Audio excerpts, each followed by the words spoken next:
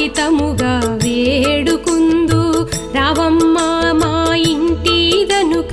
లాలితముగా వేడుకుందు ఎప్పటికీ మా ఇంట్లో ఉంటే తప్పక నీకు పూజ చేదుము లక్ష్మీ రావమ్మ మా ఇంటికి శ్రీరాజపుత్రి వరలక్ష్మి